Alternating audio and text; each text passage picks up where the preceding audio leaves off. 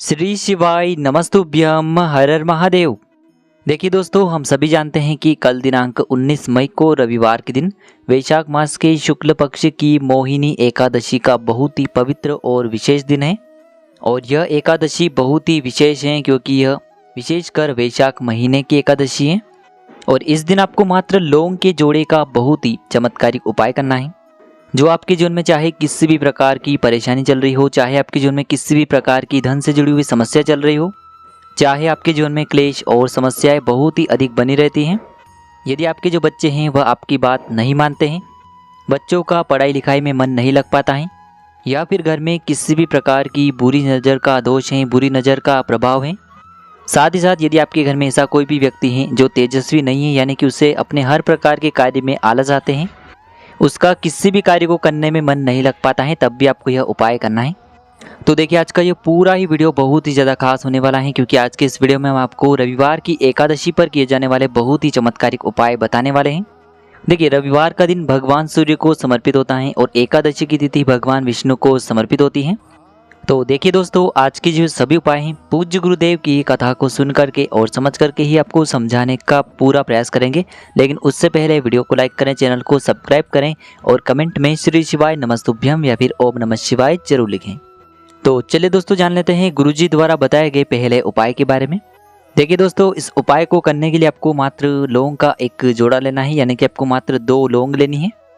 देखिए, आपको मात्र 2 लौंग लेनी है और ये जो दोनों ही लौंग हैं कहीं से भी खंडित टूटी हुई नहीं होनी चाहिए, इस बात का आपको विशेषकर ध्यान रखना होगा। अब देखिए, इसी के साथ में आपको लाल चंदन का पाउडर लेना होगा। देखिए, यदि आपके पास लाल चंदन की लकड़ी है तो इसे घिस करके आपको पाउडर के रूप में तैयार कर लेना है। देखिए, चंदन जो है वह जीवन में तेज का प्रतीक माना गया है, साथ ही साथ जीवन से अंधकार को भी दूर करता है। अब इसी के साथ में आपको एक तांबे के पात्र के अंदर शुद्ध जल लेना होगा और इसी के साथ में आपको मात्र एक गोल बाती का दीपक भी लेना होगा। दीपक आप मिट्टी का भी ले सकते हैं और आप शुद्ध आटा मढ़कर उसका भी दीपक तैयार कर सकते हैं। और साथ ही साथ इस दीपक में आपको शुद्ध घी का ही प्रयोग करना होगा। देखिए दोस्तों, सबसे पहले तो आपको इन सभी सामग्रियों को लेकर के पहुंचना है भगवान शिव के मंदिर में। देखिए दोस्तों, आप ये जो उपाय हैं इस रविवार की एकादशी पर सुबह से लेकर के शाम तक किसी भी समय में कर सकते हैं। देखिए दोस्तों, सबसे पहले तो आपके पास जो गोल बाती का दीपक है इसे आपको मंदिर की चौखट के सीधी तरफ प्रज्वलित कर देना है। यानी कि आपके पास जो गोल बाती का दीपक है इसे आपको मंदिर में प्रवेश करने से पहले मंदिर की चौखट के सीधे तरफ प्रज्वलित कर देना है। अब देखिए, दीपक को प्रज्वलित करने के बाद आपके पास जो सामग्रियां हैं इन सभी को आपको लेकर के पहुंचना है भगवान शिव के शिवलिंग के पास में। देखिए दोस्तों, आपके पास जो जल का पात्र है इस पात्र में आपको आधा लोटा जल शेष बचा लेना है और आधा लोटा जल आपको शिवलिंग पर अर्पित कर देना है। यानी कि आपको पूरा जल अर्पित नहीं करना है, आधा आपको शिवलिंग पर अर्पित कर देना है और आधा आपको उस पात्र के अंदर बचा लेना है। अब दोस्तों, आपके पास जो लौंग का एक जोड़ा है इसे आपको आपके जीवन में जो भी परेशानियां चल रही हैं, आपके जीवन में जो भी समस्या चल रही हैं, उन्हें आपको महादेव से दूर करने की प्रार्थना करनी है। और यह जो लौंग का जोड़ा है इसे आपको महादेव के शिवलिंग पर अर्पित कर देना है।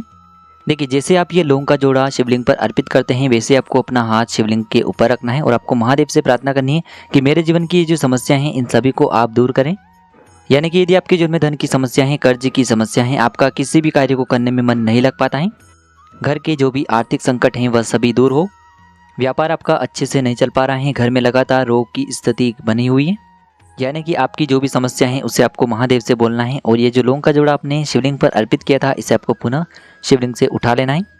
अब देखिए दोस्तों, आपने जो लौंग का जोड़ा शिवलिंग से उठाया था, सबसे पहले तो इसे आपको जो आपने आधा लोटा जल उस पात्र के अंदर बचाया हुआ था उस पात्र के अंदर डाल देना है।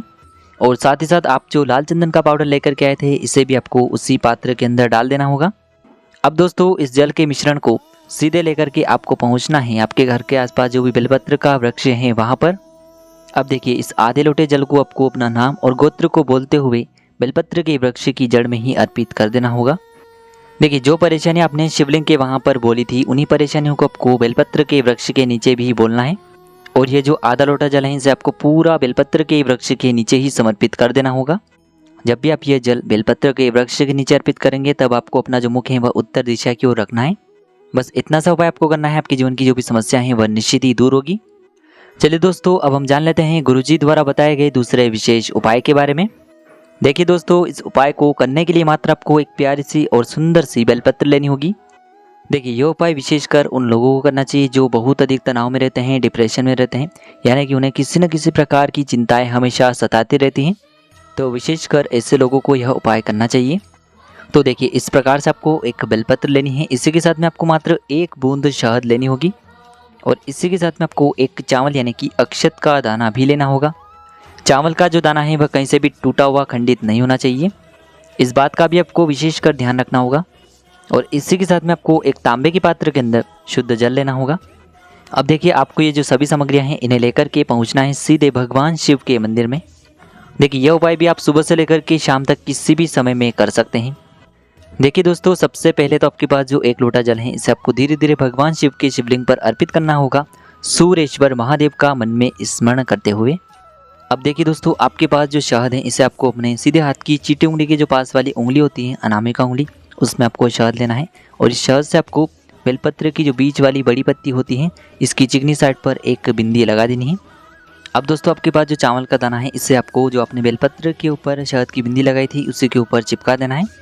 अब दोस्तों ये जो बेलपत्र है इसे इस प्रकार से तैयार करने के बाद इसे आपको भगवान शिव के शिवलिंग पर ही अर्पित कर देना होगा, श्री शिवाय नमस्तुभ्यम इस मंत्र का जाप करते हुए। देखिए यह बेलपत्र आपको इस प्रकार से अर्पित करनी है कि बेलपत्र की जो चिकनी साइड है जिस पर आपने शहद की बिंदी लगाई है, चावल का दाना चिपकाया हुआ है, वह शिवलिंग से स्पर्श रहेगा और इसकी जो डंडी है वह जलाधारी की ओर रहेगी। इस प्रकार से आपको यह बेलपत्री अर्पित करनी है।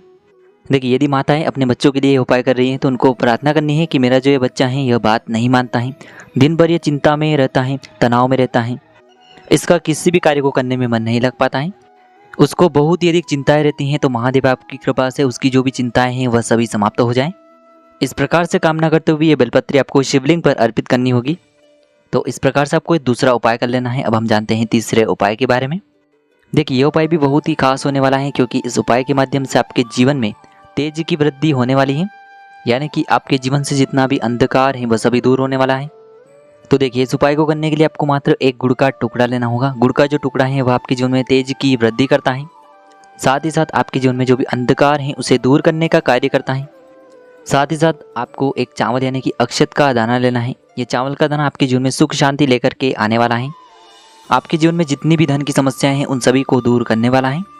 और इसी के साथ में आपको एक हरा मूंग लेना होगा। हरा मूंग जो है वह बुध ग्रह को मजबूत करता है और हरे मूंग का जब भी हम उपाय करते हैं तो इससे हमें बुद्धि, ज्ञान और विवेक की प्राप्ति हुई होती है।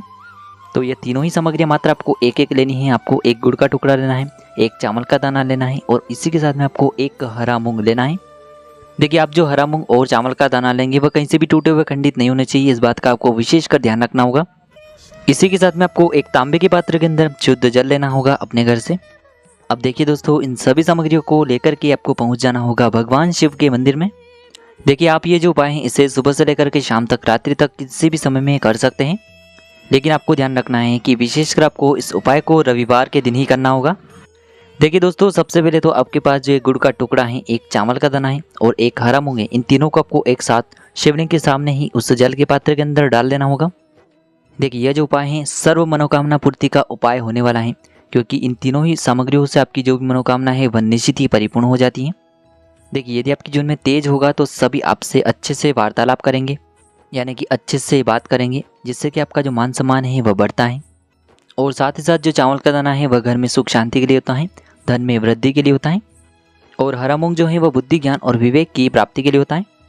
तो देखिए आपने जो 1 लोटे जल का मिश्रण तैयार किया है इसे आपको धीरे धीरे भगवान शिव के शिवलिंग पर ही अर्पित कर देना होगा, श्री शिवाय नमस्तुभ्यम इस मंत्र का जाप करते हुए। आपको लगातार तुमरुकेश्वर महादेव का मन में स्मरण करते रहना होगा।